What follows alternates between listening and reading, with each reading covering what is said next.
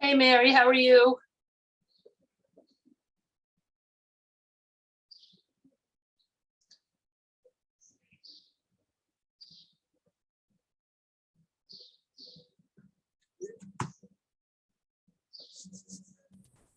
Hi, Jane. I think it's kind of early, so Yeah, I just, in order for me to, I live an hour away, so in order, no, I know you're leaving. yeah, I'm going to assign you co-host, and Phil should come on so he can be a co-host too. I figured one of you needed to keep track of the waiting room and one of you was going to be talking to Michael. Right. He's going to be talking to Mike. Right. He's coming. And I'm going to let people in. Okay, and I should probably be home like 45 minutes, an hour, so I'll probably pop on at 7:30 or so. Okay, sounds good. Did you have a good day? Yeah. No problem. So I don't know how many people are coming. So hopefully. There was somebody, I think her name is Mary Rizzio. She is somebody that Kristen invited and knew. So when you see her come up, I think she's an older woman who went to school with Kristen or a professor of Kristen's or something like that. But I didn't get a whole bunch. I sent it out to RCIA, to catechists. Oh, John Lockery, the guy who was our speaker the last time with his book on Dorothy Day, he's coming. Oh, nice. Yeah, he's very happy to come. So I think we're good. And then I'm going to wait for Michael and Father. Let people in and everything is set. So I'm a co-host, so I'll just keep the computer on and then you head home. Yes. Perfect. Come on, Father Kelly. I don't see him.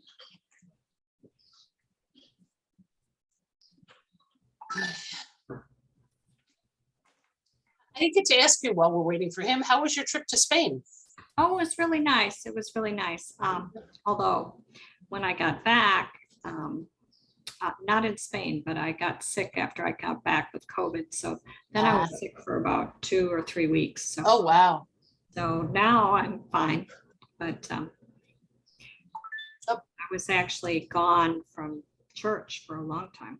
Yeah, I hadn't seen you. Yeah, that's where I was. So first in Spain, which was good, great. And then, so. Yeah, he is. And somehow you are already co-host. Great.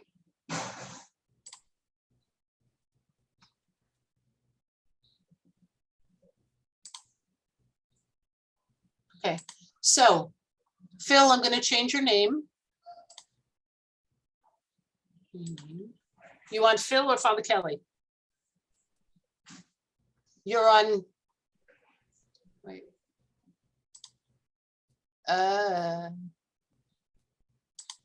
You are not, you're muted, Phil.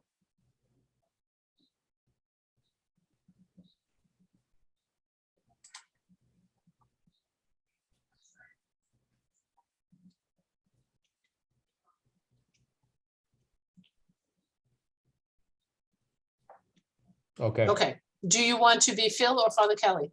Either one, Jen, whatever easiest for you. Phil's You fine. know what, I'll do Phil Kelly. There you go. Okay, you guys are both co-hosts. Okay, I am going to turn off my camera. It'll still say digital ministry. I guess I could leave the meeting. Well, I'll just turn off my camera and I will see you guys in an hour. I hope it starts off really well. Okay. Mary, I'm gonna go get some water, okay? yeah, I may, I'm doing a few things in the kitchen, so, Okay. but I'm right here. Okay. All right.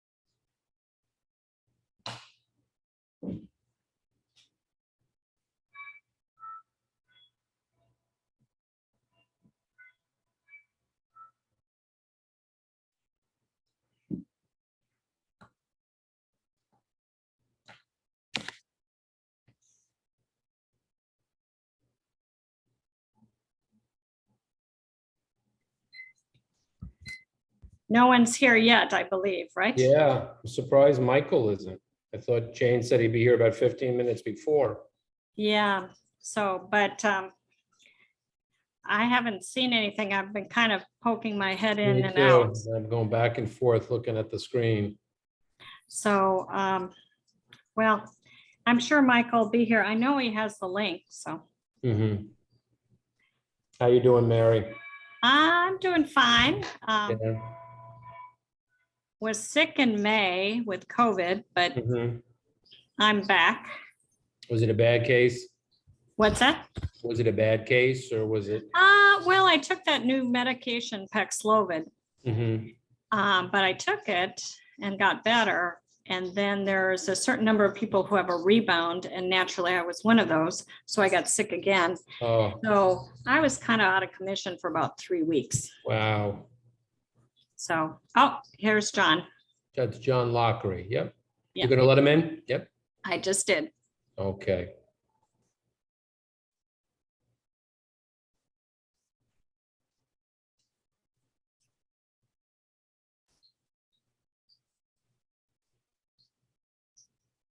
Hi, John.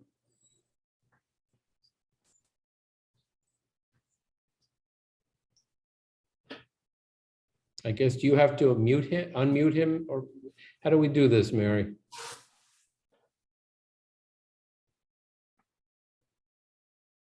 Let's see.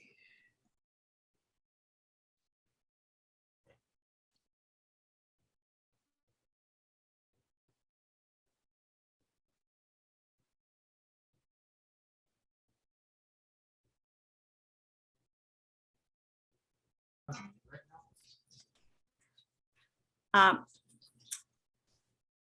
Good evening. Hi. Hi, What there you happened? go. Here we go. So I'm going to move my stuff to another room. Mhm. So give me a second. So,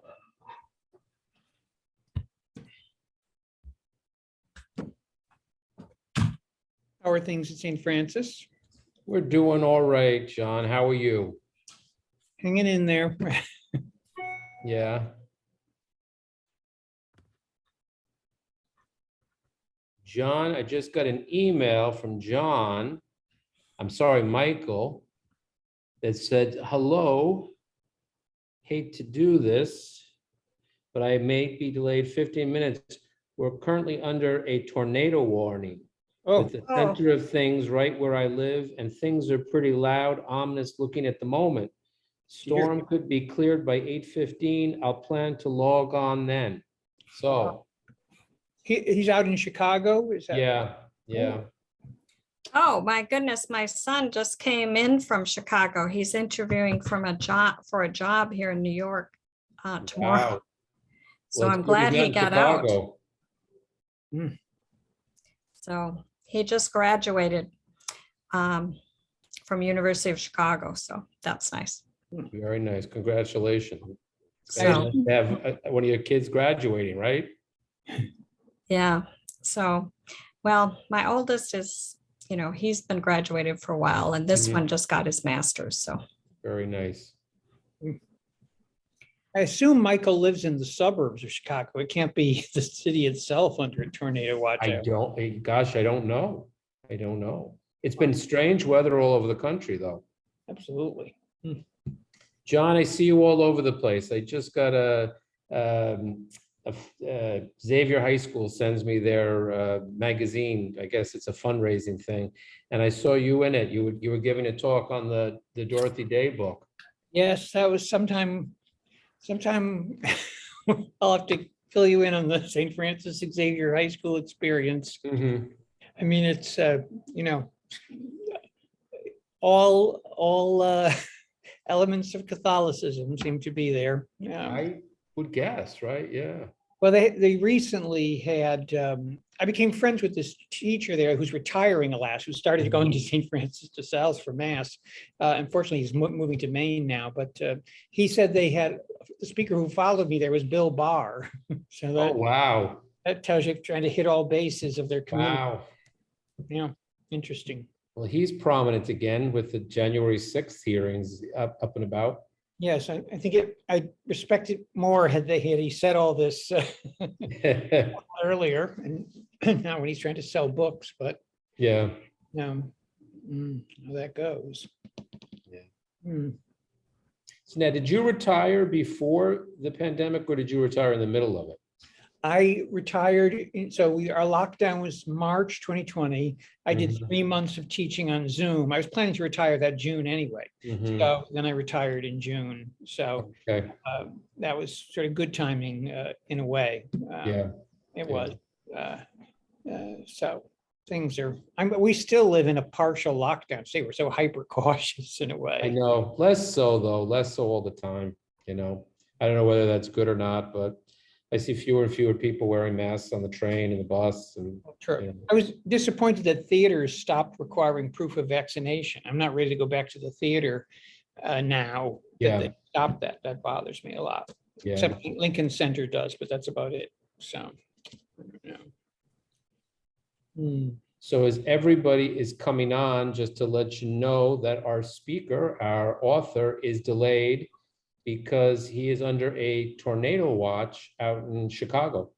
So he said by 8:15, he should be able to sign on. I think they said 8:10, they were lifting it, but right now it's a bit crazy out there, he said, so.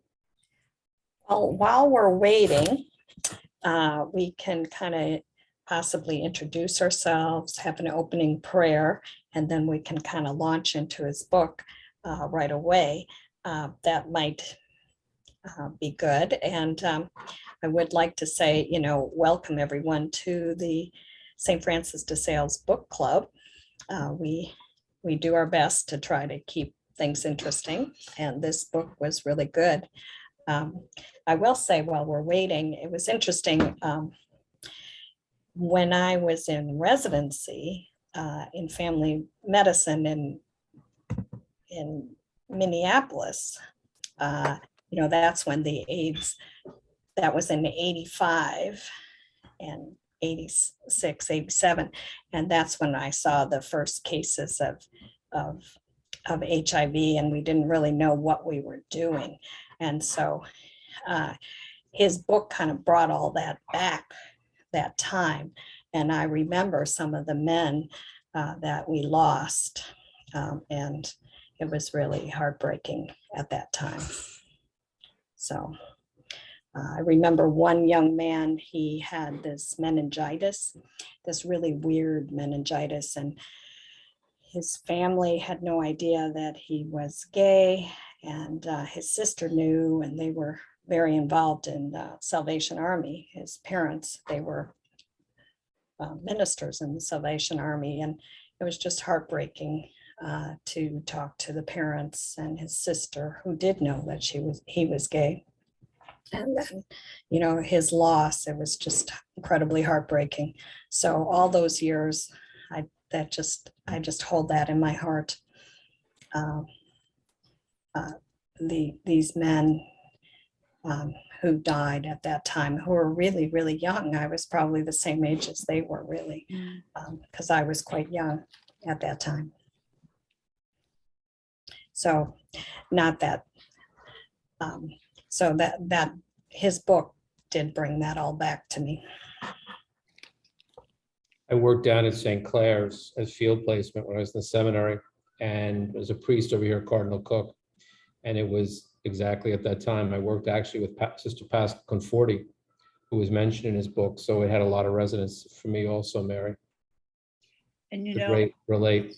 it's so interesting. She was my one of my theology professors at New Rochelle. And that joke about, send somebody all the way through Catholic elementary, high school, and college, especially send them to a Jesuit college. And it's a great way to have them, become very humane, et cetera, but not necessarily always remain practicing Catholics. Well, I sent this email out with the copy of the 3 pages where Pascal Conforti is mentioned. And you would not believe the response from women who have not been particularly interested in a lot of the other things that I've sent. And they're all buying the book. A couple have said they're going to join tonight. But what was so interesting was the comment that so many of the women made, and that is, the thing that keeps me in the church where there's so much that's discouraging about the response to anything from war, resistance to the guns or whatever, is this bedrock sense of Catholic social teaching about taking care of the poor and the sick, and that is the point that Pascal Conforti was making. So I was so grateful that one of the people who was profiled, although very, very briefly, was this woman. And it just shows you, you never know where your actions are going to. So speaking of that, I think, Michael is Michael, here. you just joined us. Fabulous. How sorry are about you? that. How are things out in the Midwest? Very stormy at the moment. Yeah, I grew up in the Northeast, and these Midwest thunderstorms are no joke. I'm still not quite used to them yet. I can imagine, but safe and sound, thank God, and you're here with us. So, and I know people are they're anxious to talk about it. So I think I'm supposed to give a little introduction. So, I mean, it's a great one right here on your book, you know. Award-winning journalist, national correspondent for American Media, the host of the podcast Plague, Untold Stories of AIDS in the Catholic Church, recommended by the New York Times and featured on NPR. And prior to joining America, you were a national reporter for the Boston Globe. That must have been something else. He has written for the Atlantic, the Washington Post, Foreign Policy, National Catholic Reporter, and the Advocate, and has been featured on MSNBC, Fox News, ABC, CBS, and NPR. And as we mentioned, you're out in Chicago. So thank you and welcome to our virtual St. Francis de Sales community here tonight, Michael. And Mary Braza is here. She heads the book club here at St. Francis. Mary, you want to say a few words? Oh, sure. Thank everyone for joining us. You know, the book club is a wonderful thing for all of us. I think we look forward to it every month, second Monday of every month. And of course, anyone is welcome to join since we're Zoom. And so anyone from any part of the country or world for that matter is welcome to join. We have a couple of people from Canada. So welcome. And I'm really excited to hear Michael and his thoughts on the book. And Father, could you lead us in prayer to get us started? And then we'll go, Michael, then if you could tell us about your wonderful book. We loved it. Okay. So in the name of the Father, and the Son, and of the Holy Spirit, amen. Lord God, thank you for gathering us in this night. Thank you for helping us to be church as we enter into the mystery of what it is to walk with those who are on the margins, those who suffer, those who are forgotten even by your own church visibly, but remembered by the mysterious and the mystical saints that God sent to tend to those men and women who suffered so. We ask your blessing upon those who continue to suffer violence and sickness, and we accompany them with our prayers tonight. We ask you to continue to bless Michael and the work he's doing in opening up stories, sacred stories, and contributing to our faith. And we ask a blessing upon all this evening in Jesus' name, amen. So.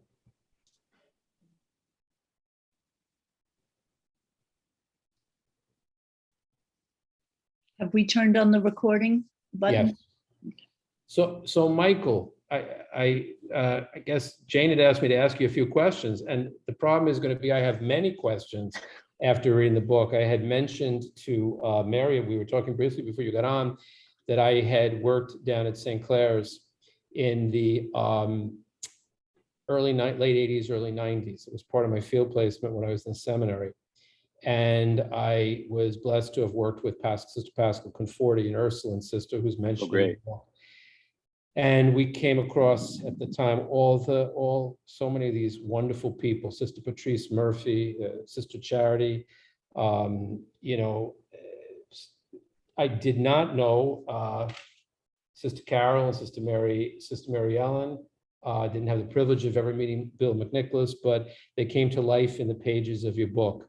So thank you. If you could tell us a little bit about the genesis of the book, how did you get started with it? What made you passionate about it? And I'll turn the floor over to you. Sure. Yeah. Thank you. And thank you everyone for being here and spending some time with the book. I really appreciate the chance to get to chat with readers. And it's a little intimidating sometimes because often during these kinds of events, there's people on the call or in the room who have much more firsthand experience in this world of the Catholic response to HIV and AIDS, and could easily have written a book with much more insight than I have. So I do hope that we can kind of chat a little bit tonight, and I'd love to hear some of your stories and your memories from that time. And that's wonderful that you got to know Sister Pascal and spend time at St. Clair's. I could probably flip the tables and ask you questions for an hour or so, but I will answer yours. So yeah, the genesis of the book.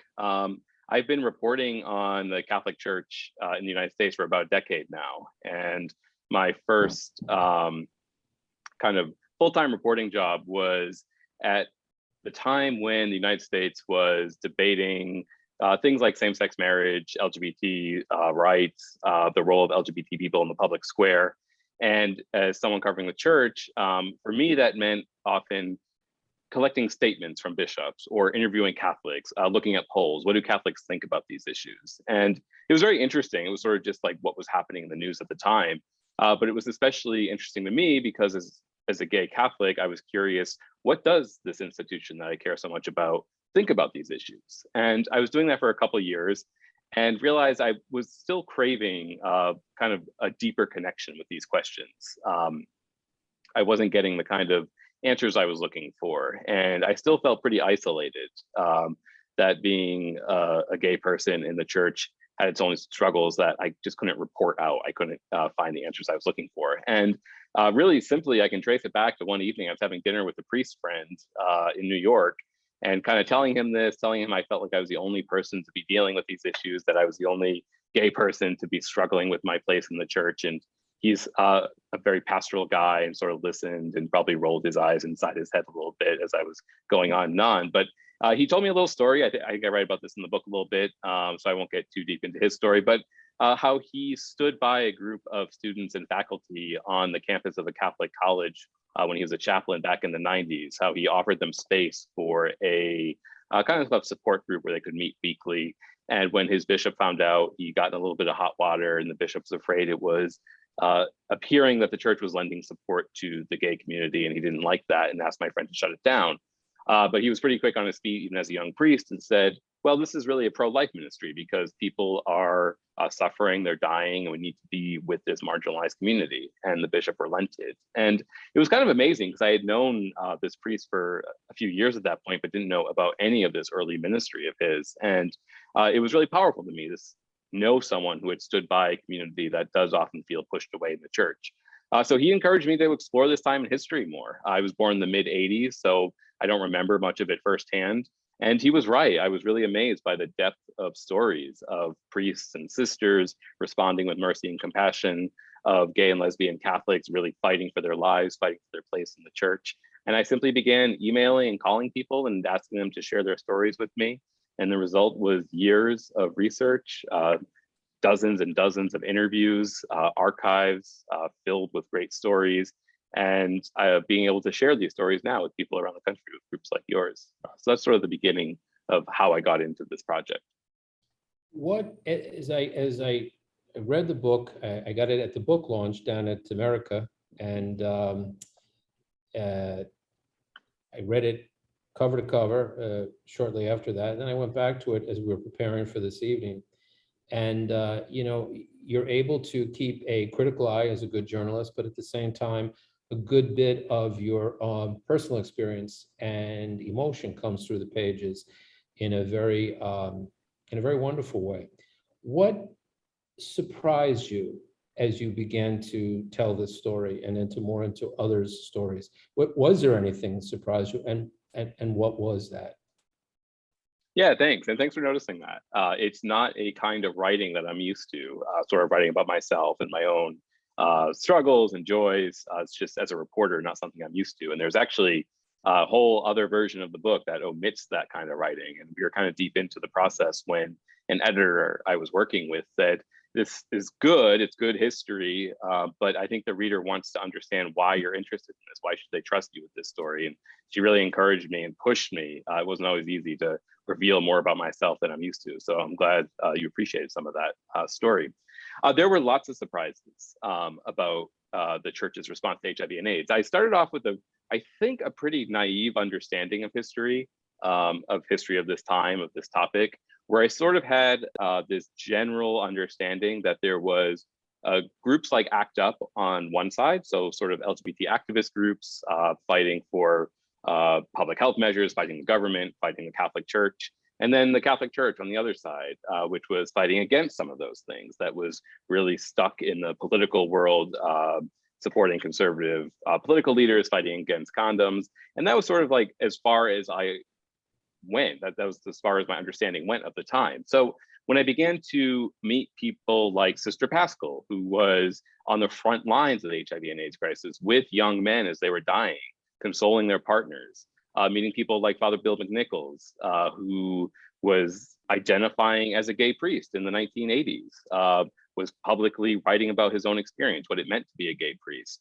how he was in the homes of young men who were dying, how he was bringing them food and spending time with them in their final days. That really kind of made my understanding of history a bit more messy than it had been. It wasn't as kind of black and white as I had thought it had been.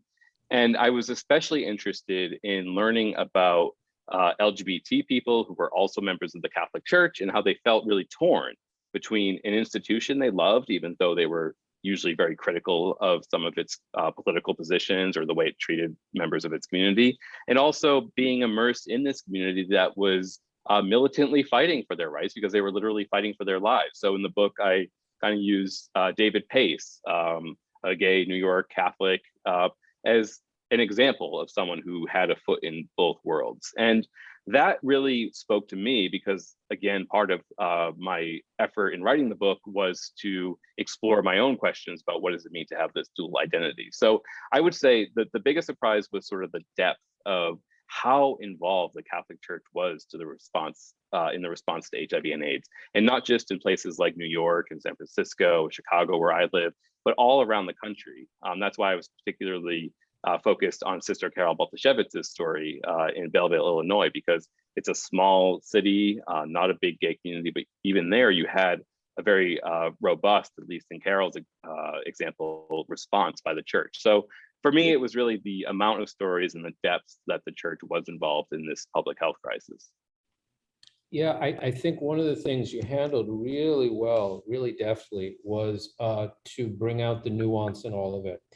There were, it wasn't good guys on one side and bad guys. You had a lot of people that were struggling in different ways to come up with responses. So, I knew some of the players. I was ordained by Cardinal O'Connor. He was, a very rich personality in many ways. And then, as I said, I worked, my field placement was at St. Clair's with Sister Paschal.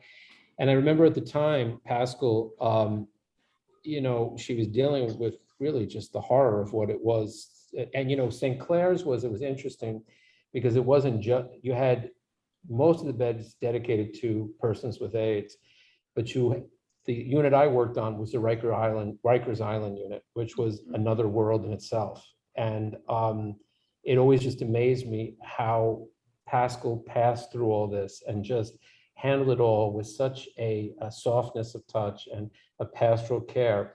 But when we would talk about the Cardinal, she got to know him because he would come over in the evenings. And I remember asking her, did the guys know who he was? Specifically the guys. And she said they have no idea. They think he's like a parish priest someplace in the neighborhood. And you could see she definitely she wasn't out to get him or criticize. She was able to hold the tension of what it was to be in an institution. And then, what I didn't know the stories of like Sister Karen Helfenstein down at St. Vincent's, and their ability to negotiate and build bridges between the gay community there in ACT UP and the church authorities and all sorts of places. I think somebody like Dan Berrigan and Bill McNichols, they were heroic. But the nuns for me in this story were just masterful in terms of their ability to form public policy and be pastorally involved. What was your sense of that when you were writing it?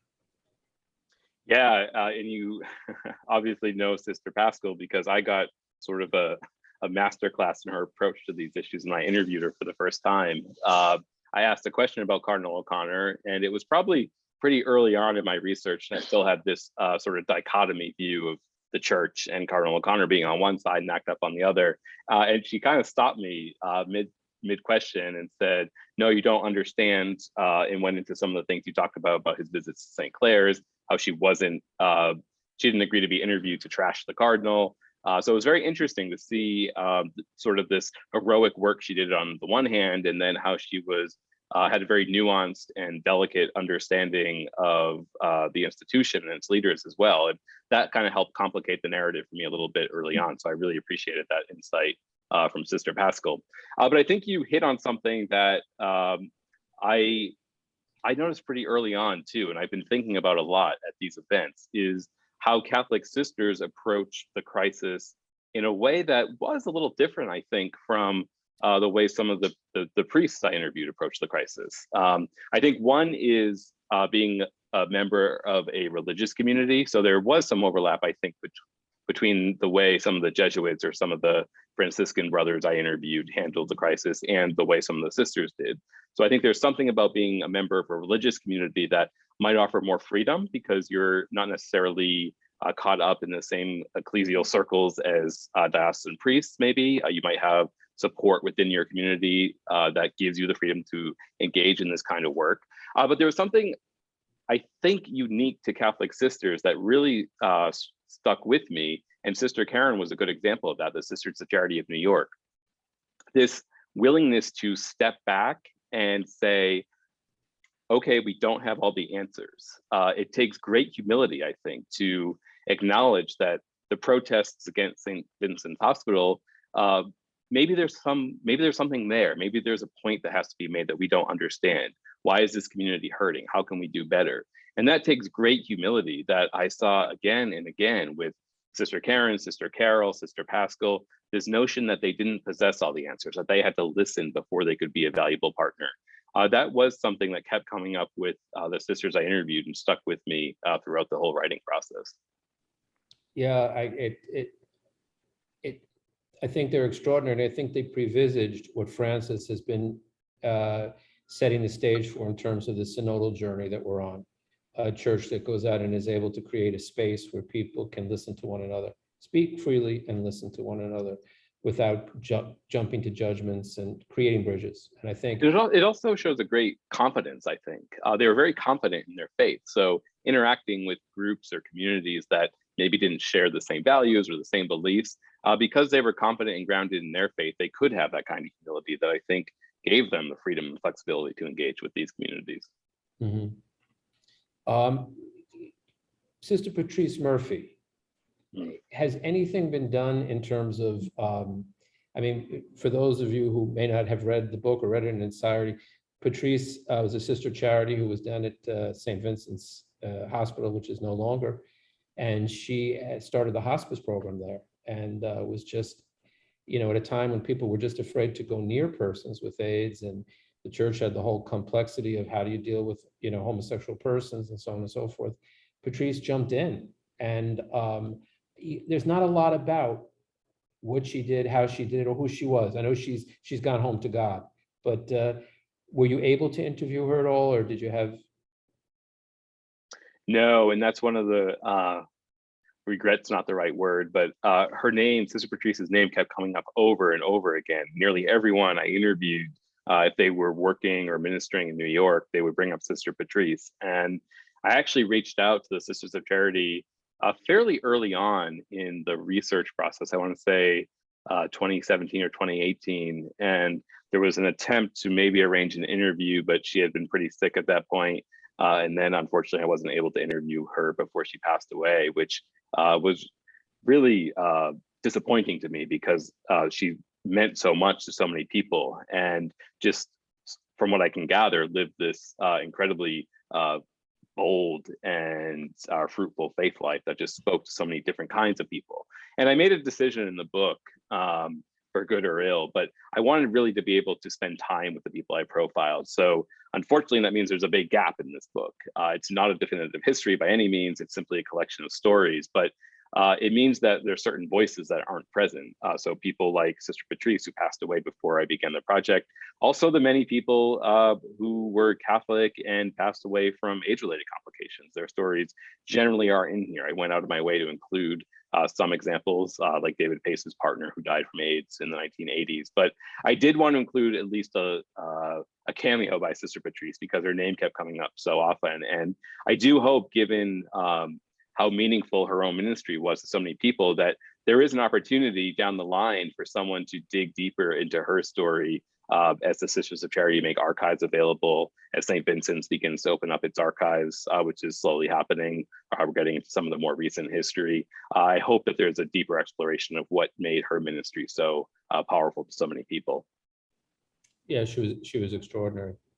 What, you know, in coming away from it, were there any, I mean, all the stories I'm sure were, you know, held by you in a really special way. Were there any ones that particularly struck you in terms of the vividness of bringing what had happened to life? Yeah, I mean, there's so many, and there's so many that didn't make it into the book. So I think anything that's in the book is what really stuck with me. And then I think there could be a whole follow-up of material that unfortunately I had to cut, or avenues I couldn't explore. But the one that I think has really stuck with me is Sister Carol Baltashevitz. So the hospital sister of St. Francis from Belleville, Illinois, who encounters young men dying from AIDS doing home care nursing in a rural part of the state, packs up with Sister Mary Ellen, moves to New York, throws herself into HIV and AIDS ministry, hospital care, volunteers on AIDS hotline, takes classes at Gay Men's Health Crisis, befriends gay Catholics who kind of introduce her to the world, who give her lessons about needing to overcome her own prejudices and biases before she could be an effective ally. But what really struck me about Carol's story was how she was able to say, I didn't understand the community. It was so different from my own life. She describes herself as growing up in a kind of conservative Polish Catholic environment in the Midwest. And now here she was in New York with the gay community, trying to figure out how she can help. And she recalls this one specific story where she encounters a gay man named Robert, whose partner is in the hospital dying. And he's kind of come to the end where he realizes that there's not much hope and there's not much he can do to help at this point either. It's kind of the beginning of letting go for him. And he's very upset about this. And Carol encounters him on the street one night in front of the convent and isn't really sure how to respond. She's had a difficult time kind of figuring out how to embrace this community, whether she can be an effective partner, whether she can do the kind of ministry that she felt called to, which could be a very difficult feeling to go through. And she encounters Robert. He's very upset. He's crying. And it's very quick in reality, but to her, it feels like a long kind of grappling with how do I respond to this? I don't understand this kind of love, this kind of relationship, this kind of sex. It's too much for her.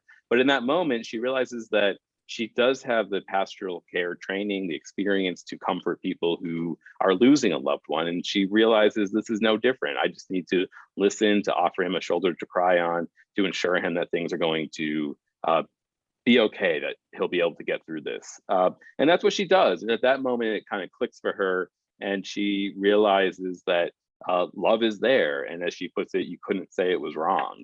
And it's just a very vivid example of someone willing to kind of go out into something they don't understand in order to live the gospel more fully. And as she put it to me, her understanding of God actually expanded through interactions like that. It wasn't that she had to change what she believed about God and her faith, but it actually opened it up in a whole new way. And that was very powerful to me, and a kind of living out one's faith that kept coming up over and over again as I learned about these kinds of interactions.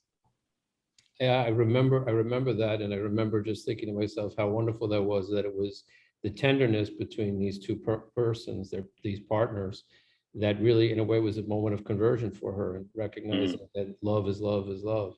When I was a very young priest, my first pastor was a real New York hand, I guess what they used to call guys, and played hockey on his days off, and New York Yankees fan and all that, and we had duty days in those days. And when I came back in, he was seeing a young man out of the rectory, and you could see the person was in distress. And I just said, "Is he all right?" He said, "It's a very sad case." He said he just lost his partner to AIDS, and he said the partner's family just threw him out of the apartment, wouldn't let him into the hospital room, so on and so forth.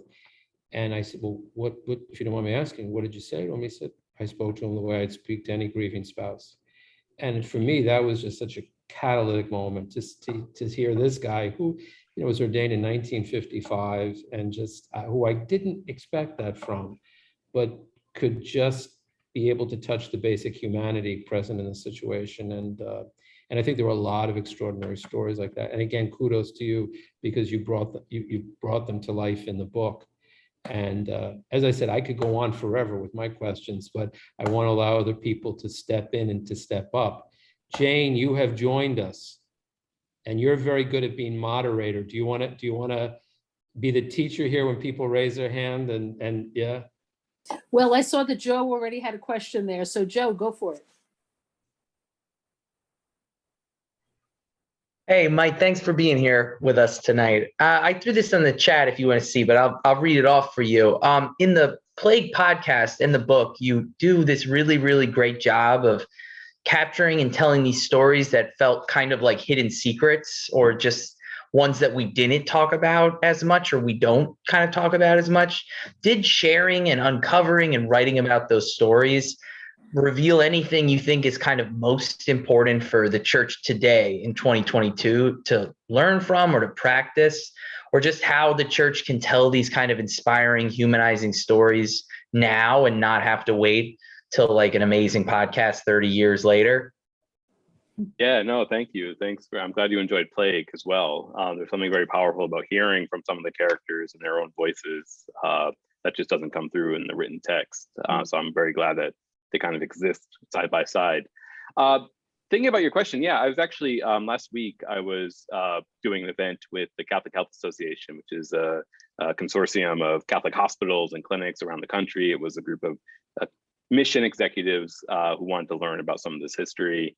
And I got a similar question. They wanted to know if there were any stories from the book or any of my research that could help them navigate some of the difficult questions around care for transgender people today. There's a clash sometimes between the kind of care that is desired and what Catholic hospitals are able to do within their ethical frameworks. And they wanted to know, was there any similarities? And they're very different situations. And I'm not an expert on the latter. But I did say that the stories about the Catholic sisters stepping back and having the courage or the confidence to listen to a community before they were promulgating teachings, I think can apply today to some of these thorny questions that there's a lot of changes coming really fast in society. And I think it scares a lot of people. And there's a temptation sometimes to double down on here's what doctrine says, here's what theology says, here's what we can do, here's what you can't do. But having that courage to say, how can we work together? How can we find common ground? What is it that your community needs that we aren't doing? Where can we help serve the community in better ways? I think that's a lesson that could apply to that question that I was addressing specifically to these Catholic hospital groups, but also to all kinds of thorny questions in parishes when it comes to employment, when it comes to how involved LGBT people can be in ministry.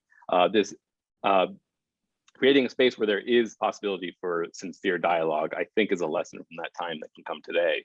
As for your question, I'm curious, yeah, what are the stories taking place today that are happening kind of under the radar that we might not know about for 30 years? That would be very interesting to explore. But one thing that stuck with me is these stories have been embraced in many ways by parishes like yours, I'm guessing, that tend to be welcoming and inclusive and create space for all different kinds of people. but not so much by maybe more traditionalist Catholics, more conservative Catholics. And I think that's too bad, because these are stories of Catholics inspired by their faith to live out the gospel in extraordinary ways. And I hope that we can, as a church, as an entire church, be proud of these stories. There's so many kind of neuralgic issues tearing us apart in the church. We're in some ways, sadly, no different from our society. But these are stories of Catholics across the spectrum who responded with mercy and compassion. And I do hope they can speak to the power that our faith has to respond with love to very difficult situations. That's something I'm trying to figure out, how to get these stories out to all different kinds of groups as I go forward in the coming months. Anne, you're on mute. Unmute yourself. And unmute yourself. Can I do it? There you go. Okay. I don't know how, my name is Anne, not iPad 3. But I am of an age, and this book gave me an opportunity to revisit such a big part of my life. I had a child born in 1959. That was my first child, and she graduated from high school and this one in upstate New York, and all these young people rushed into the world of newly liberated sexual freedoms. And some of them, young men who were gay but hadn't ever spoken that word. And to hear you say, I am a gay Catholic, makes me cry with joy that those words can be spoken and honored. But they became, they just became so ill, and they returned to Albany to die. They returned to Albany with an illness no one understood. No one knew what was going on. And they were embraced by especially mothers who would bring these sons, back into the community that they had grown up in. It's a very beautiful memory in a lot of ways, and very, very sad. I very much appreciated your insights into Dorothy Day and her difficulties in coming to terms with doctrine and what she had embraced in her own faithfulness to what she perceived to be church teachings. That was very helpful. I loved being introduced to Bill McNichol's art. I thank you so much for that. I love Father's prayer at the opening, where he prayed for the saints who were sent and showed up. They came in and they did what they were sent or felt called to do. So and I do want to pay tribute to the movie Philadelphia, which I think was a wonderful way of explaining to people that, in fact, this was about people who loved each other. Sometimes in the first new, and I loved being reminded of Monsignor Hunthausen. You mentioned him. He was an advocate of those who needed advocates in many, many areas.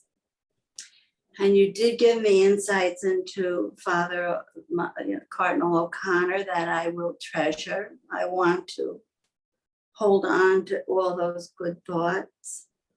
And I guess that's all I want to say. Thank you. Oh, thank you. Thanks for reading, and thanks for sharing a bit of your story. Is John Lockery on? Yes. So I have John to thank for giving me the idea to explore Dorothy Day from his excellent book.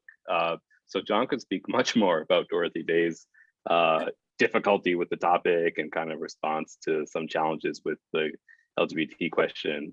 So thank you, John, for being here. I appreciate it. Well, wonderful to read your book. And it's a shame that Dorothy Day died in 1980 before this. It would have been interesting to see how she would have navigated this. I mean, no question in my mind, she would have opened the Catholic worker homes to anyone who was suffering. And she is an unusual case, yes, in understanding her acceptance of the church as an institution, and her own incredibly charitable and saintly approach to all the human beings around her.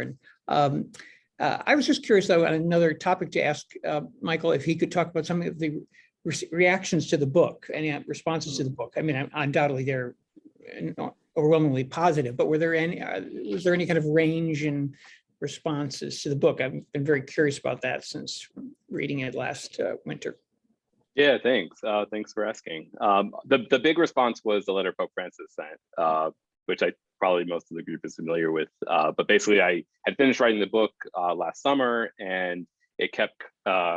I realized that Pope Francis kept coming up in interviews I was doing with people for the book, even though it was an anachronism. There was no Pope Francis in the 80s and 90s, but everyone I interviewed kept wanting to mention how much they admired him and admired his willingness to at least create a space for dialogue around some of these issues that I wrote about in the book. So I decided to send him a copy of the book along with a letter introducing him to some of the people I wrote about, telling them that there were Pope Francis Catholics decades before there was a Pope Francis engaged in this kind of work, telling them that as a gay Catholic myself, I appreciate his efforts. And I sent over the letter and a copy of the book with a friend who was meeting with the Pope. And my friend delivered the book and the letter and said that I'd be getting a letter back from Pope Francis. And I sort of thought, well, that's probably what he tells everyone when he is asked to bring over these things. But sure enough, about a week later, I did get a letter back. It was from Pope Francis, signed by him, thanking me for sending over the book.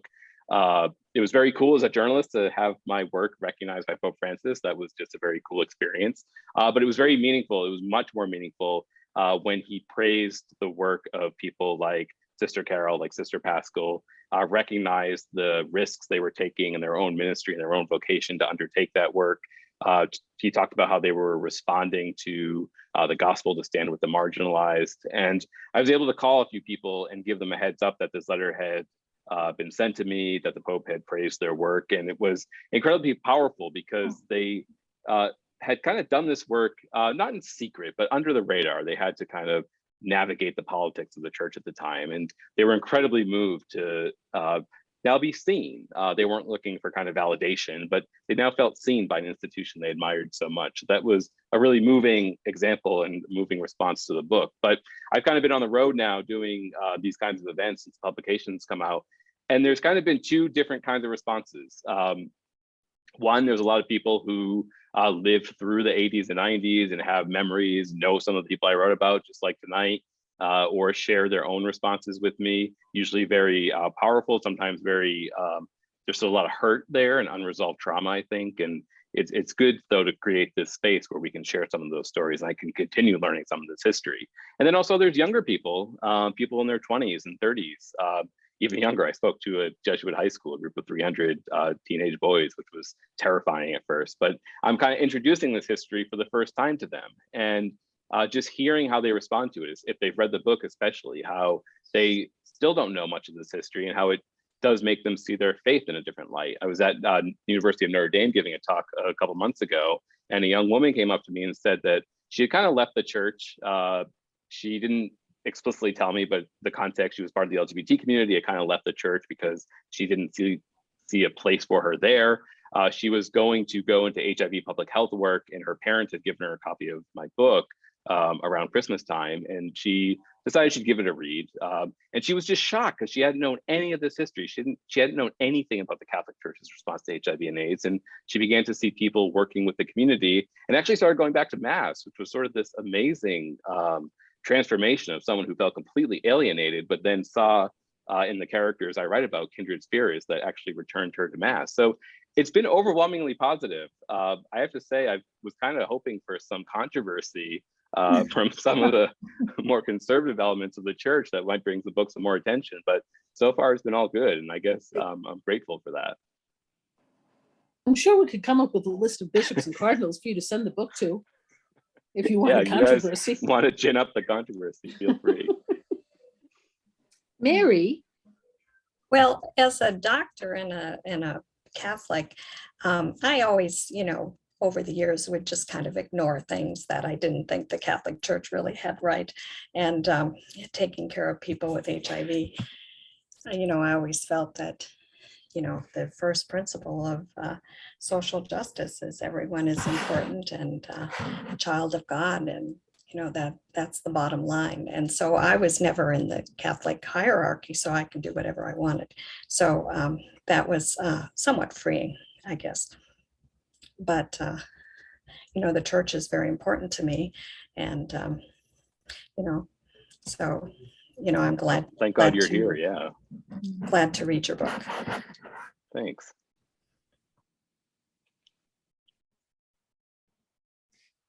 Miss Alice? No, I'm just so interested in what Mary had to say, because I came to New York in the 70s, and so that, in the 80s, was definitely my time. And I had just a very, very close circle of gay friends, most of whom had been raised as Catholics. Almost all of them had been raised as Catholic, and not a single one practiced because they were not, they were not accepted. They were not, and I'm not for as noble a reason as Mary, but I did the same thing. I ignored, the part of the church that seemed so stupid and did not apply. I didn't fight it. I didn't, whatever, but I ignored it, and let it go. But what happened with so many of these friends, they died. They all, all but one died. And they didn't have, they didn't have the church with them at that time. They didn't have that at the time of their death. And it was, in addition to everything else that was going on at someone's death, the idea that they didn't feel that they, that they were children of God or whatever. And not that they didn't feel that they were Catholics, at that point it's kind of moot whether you're a Catholic or whether you have you're a card carrying Catholic or not, but that they didn't feel that they had access to God at that point. And almost every one of them had that feeling and did not have access to, to those things that make a Christian death a lot easier. I mean, Jamie, look at me, you can see I've known a lot of people that have died since. And it, there are things that make it easier, and they simply didn't have that. And I remember just being so angry about that, at the time. There are people on this call that were very active in that time and actually did something about it. I didn't. I ignored the parts of the church that I didn't want to hear, and went on with my life and with my friends. And many of them, I was moved by what Anne said too. Many of them went back to their hometowns, which they had not been back to, in their whole adult lives. And some were accepted and some were not. But when they were accepted, it was generally the mothers that were the driving force in the, we don't know what's going on here, but we know that this is little Timmy, or this is, whatever. But I just was commenting on what Mary said in terms of, I mean, her reason is a lot more noble and professional than mine, but I did the same thing, which is to ignore the parts of the church that just seem too stupid. And I have to say, there are places today where there are certain things about the church that I find just, too stupid, and I ignore that now as well. I don't, Thank you, Alice. that's not constructive, but they're there. Thank you, Alice. Sure. John, I saw your hand go up. Oh, I was just curious. So Michael, you're a gay man in your 30s. There's a 30-year difference between us. And not that I mean you're a spokesman for your generation or anything like that, but I'm just curious as to, so many gay men of my generation have want nothing to do with the church, even if they were brought up that way. There's a bitterness, and I almost see it as an inability to separate the institution from the community of the faithful, the essence of belief versus the organization itself. So for you, are you regarded as an anomaly by your friends in some ways? Do you have to explain how you can be a gay Catholic? And yeah, how does that seem among people of your own age that you meet? Yeah, no, it's a good question. Yes, is the simple answer.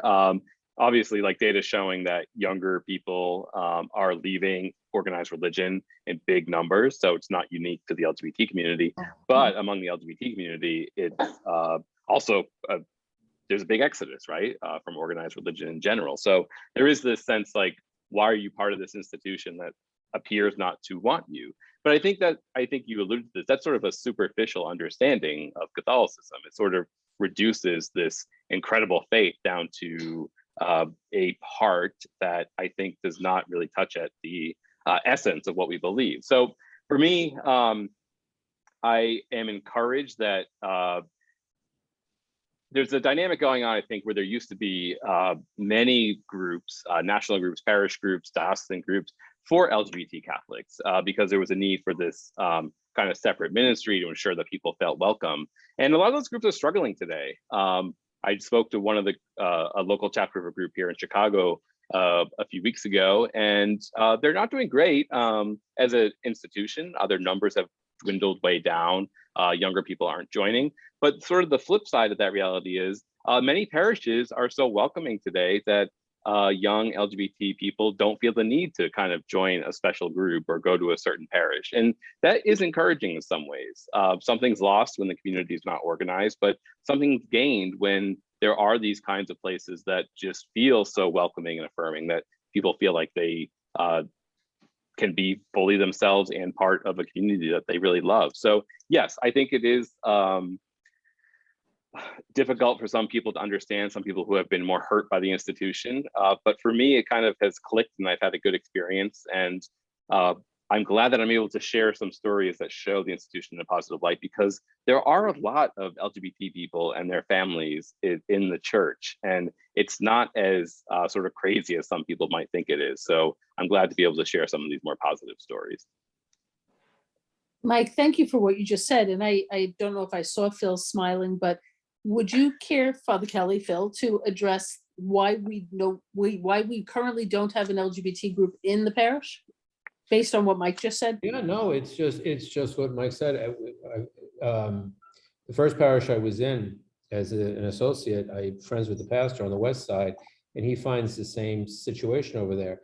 Younger LGBT people, if they're coming, don't feel a need to distinguish themselves in a group. If it's a welcoming place, then they're, I don't need to go. It's like, I don't need to tell you what my blood type is or my political affiliation, or, it's just, I'll introduce you to my partner or my husband or wife, and it's normal. And I think that's what's happening in a lot of places in terms of younger LGBT persons who are coming into, who are still within the church, or coming in to seek the church out in terms of a faith community possibly to join. If they feel affirmed, that's it. Yeah, it was funny. The parish that my husband and I go to here in Chicago does not have an LGBT ministry, or it didn't when we joined. And I sort of, I think I wrote about it, and our pastor read a copy of it, and I was presenting it as a compliment. Like, it's so great, it's such an integrated parish, everyone feels so welcome. But then they kind of tried to launch an LGBT group shortly after that, because I think he read my description as sort of a deficit in the parish. But there are parishes out there that work, where all kinds of people feel welcome, and these groups aren't needed. But then I realized too that not every Catholic is blessed by a kind of variety of welcoming churches in a big urban center, and it can be pretty bleak, and many dioceses that don't have welcoming parishes. So there still is a need, I think, for visibility and making sure that LGBT Catholics and their families as well know that they are welcome. So I think it's at both ends, finding parishes that are welcoming, and also making sure that that's stated explicitly in some capacity, so people are aware of that. Ask another question. Somebody So Michael, you were probably about 4 or 5 years old at the time of the Stop the Church action by ACT UP, when they stopped mass and disrupted the service at St. Patrick's. So you obviously didn't know about that at the time. Were you shocked about that level of anger and disruption when did you first hear about that? And yeah, did that shock you that there was that much anger toward the church, that people would go into St. Patrick's Cathedral and stop mass because of the church's attitude toward AIDS and gay matters? Yeah. So I mentioned I kind of had this like basic limited understanding of history of this time. And that was something, for some reason, I just feel like I've always known about. Obviously, I learned it at some point, but I did know about this protest. And obviously, as I went into the research and interviewed people who were there and learned more about it and watched some footage, listened to audio recordings, it became much more vivid in my mind. I understand the anger now. I think I probably drifted more toward the kind of horror at the desecration of the host, which kind of dominated the news and helped color the understanding of the protests. And even people in ACT UP today still are, some people are still ambivalent about that, or feel like a little bit torn, especially some of the Catholics who were involved in the protest movement. But the anger, I think, I understand more now because of another sort of naive understanding of history. But another thing I'd always understood was how the Vatican did this crackdown on gay and lesbian groups in the 1980s, sort of the intrinsically disordered language, the letter from the Vatican. I'd always known that that came out in the 80s. And as a gay Catholic, I've kind of struggled with that teaching, with that document. But for some reason in my mind, I hadn't recognized that that came out in the 1980s, which meant it came out during the time of HIV and AIDS. And it wasn't until I was really into this research that clicked with me. And I was like, oh, that's incredibly cruel. You have this community already suffering, and now you have the Vatican saying you're actually not welcome here in your spiritual home at all. It was this added level of cruelty that I didn't quite grasp until I was deep into this research. And that, I think, helped me understand some of the anger in a way that I hadn't appreciated before. So in the book, I interview some people who were really torn about that decision to go inside St. Patrick's, who still look at what happened to the Eucharist as something that is regrettable, that shouldn't have happened. But the underlying anger, even people who say it was not a defensible part of the protest, say you have to understand what was driving that. So it is a complicated thing, but for me, it was the experience of learning kind of the multi-layers that went into that protest was really helpful for me to understand a little bit of the anger from that time. I wonder, could I say? Oh, go ahead, Ann. I wonder if it would be helpful, since my age allows me to reflect back further. Until AIDS was brought to the public attention, the word homosexual was never mentioned in my church experience. So that this revelation of this illness unlocked the silence that engulfed sexuality. But all of a sudden, there was this focus on homosexuality, and it was an explosive thing. Like, just, if that's any help to a young person, that would be my reflection back on that time. Yeah, thank you. Thank you, Ann. Mike, I don't know if you would be aware, just talking about that ACT UP protest at the cathedral, but Phil, you were a seminarian that day at the cathedral, right? I was in the cathedral. So he was there. Yeah. It What was, was it? It was painful on all sorts of ways, you know. I remember afterwards, I guess it was the next day or day after, or 2 days after, we were asked to break up into small groups and sit down with the spiritual director of the house and talk about it. And people, it was a microcosm of the seminary at the time, and I think of what the church was, and in some ways continued to be. There were people that were very angry and visibly about what happened, and there were people that were more moderated voices saying, but you have to be able to see the pain in people there, and there's nuance and so on and so forth. It was, yeah, there was anger, there was sadness, you name it, it was there. Wow. Oh, Kristen. To go back, Michael, to your point about the religious, the nuns, and their deep faith that made them, two things, that made them comfortable with not having the answers, and made them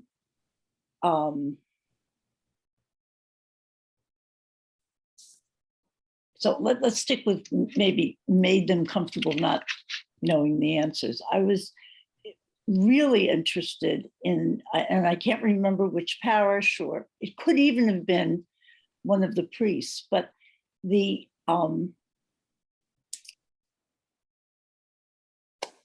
Halloween party, it was a priest because he didn't realize what would happen. Okay. And the he was trying to bring people of all ages, of all sexual orientations, et cetera, together. And some of the older parishioners were shocked by the more flagrant Halloween costumes, et cetera. But rather than just give up, so it wasn't the nuns at this point. He did, when we're talking about trying to bring people together and let them be comfortable in the space exploring. And I think if I remember correctly, what happened is that some of the older parishioners who were shocked by the costumes and the overt sexuality, et cetera, when brought together in a safe space, were able to talk about some of their needs, about loneliness, I think it was. And there actually was a coming together of people who were, and the reason I say this is because sometimes I think we're, and I'll say it myself, I have a daughter who's gay, she has a wife. Interestingly enough, when they discovered they were pregnant, she said to me, "Mom, I just want to tell you this, that my doctor wants me to have amnio." And she said, "We're not sure what we're going to do, but I just want to tell you as a prospective grandmother that we're keeping this baby." So she was more, she was more pro-life than a lot of professed Catholics, although she doesn't always feel welcome in the church. But there are things I'm not comfortable with, and I'm afraid sometimes to admit it. And so I think that I'd love you to talk a little bit about that, and then Pascal Conforti in the quote to the young man who didn't understand, having lost his partner, the theology behind extramunction and the afterlife. And she didn't pretend to talk about the theology. She just talked about this love, and in mysterious ways it goes on.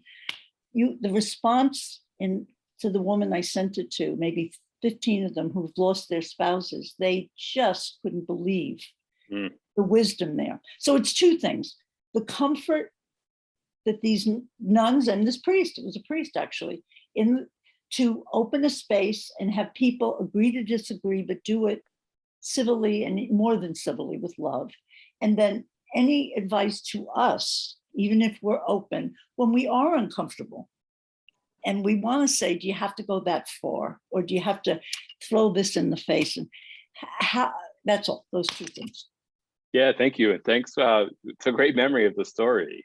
You presented it well, that you're talking about Most Holy Redeemer Parish in San Francisco, and Father Tony McGuire, who kind of inherited this struggling parish and located in the middle of the Castro, and wanted to serve the gay community that surrounded the parish. Most of the kind of older Catholic folks had moved out at that point. And you're right, it wasn't always comfortable. There was a lot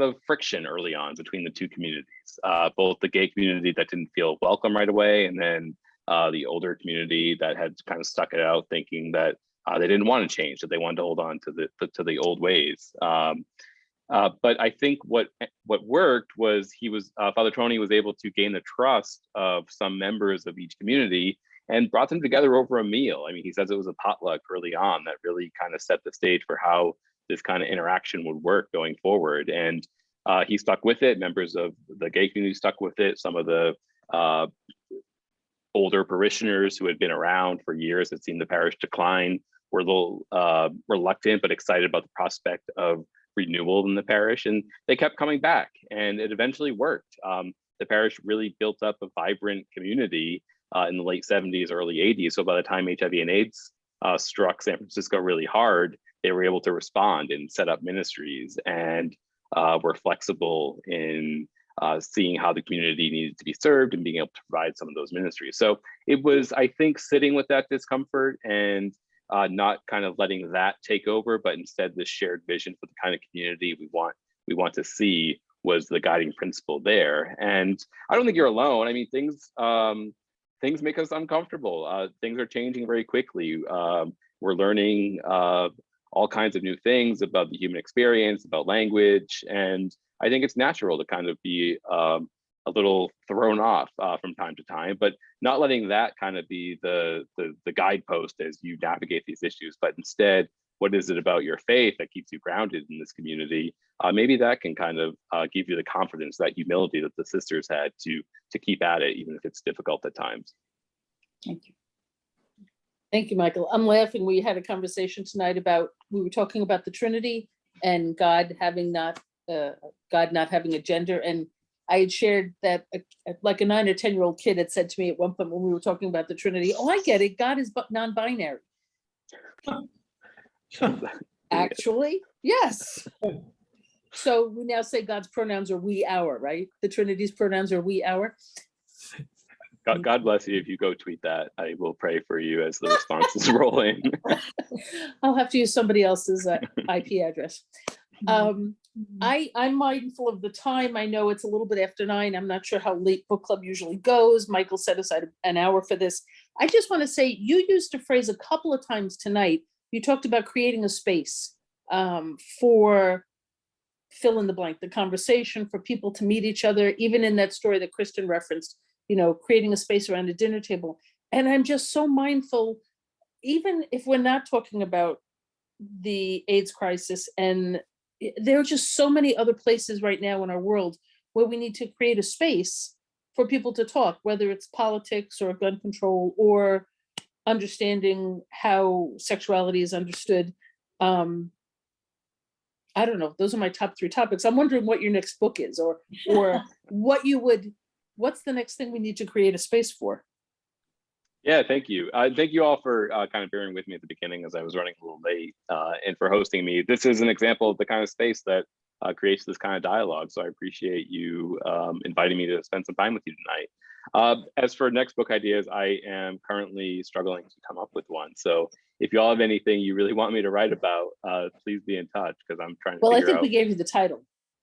Yeah, yeah. Pronouns are we, our. Yeah, we'll see how that goes with publishers. But yeah, no, seriously, I've been so fortunate to kind of have this passion project that seemed to be on the verge of death many times over the past 5 years, and then to finally get it out in the world and be with folks like you who've spent some time thinking about these topics. It means a lot to me. So thank you for doing that and for having me. Thank you. I've asked Joe if he would lead us in a closing prayer, but before we do that, does anybody have any last comments or anything else, last thanks or any questions they'd want to throw out there? I do, but I'll make it quick. I think it's Sister Carol who is so shocked by all the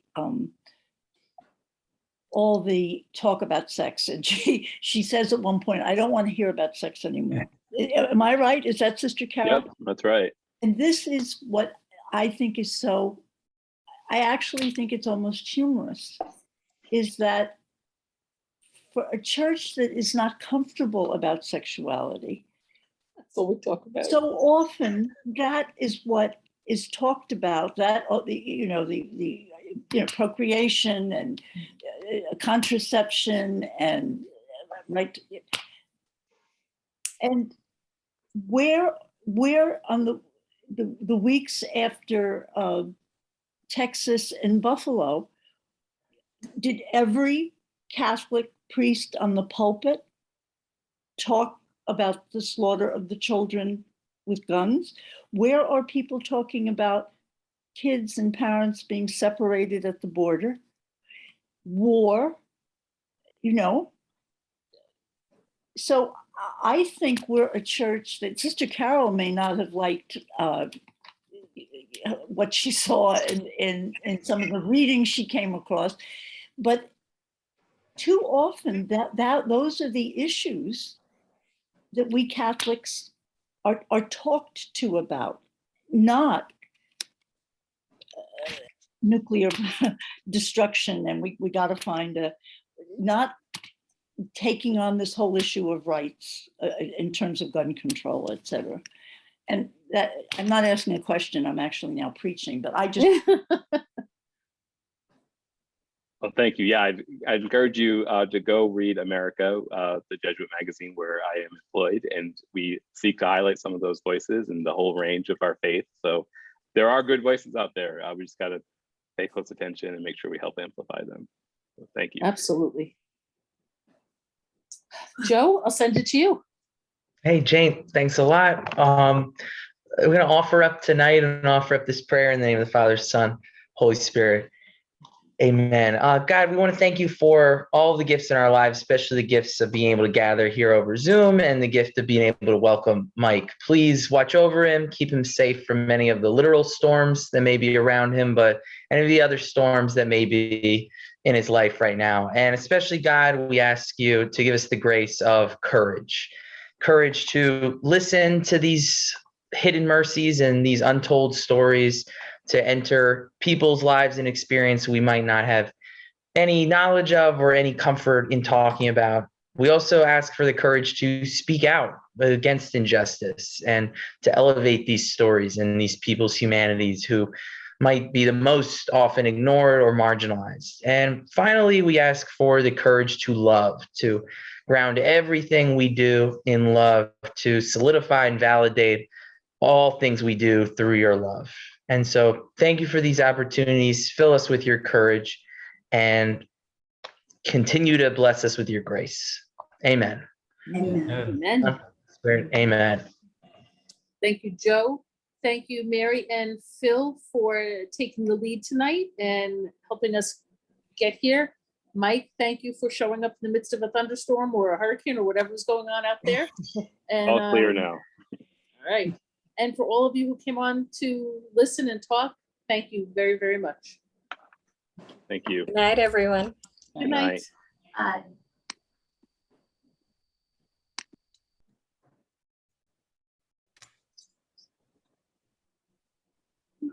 Do here.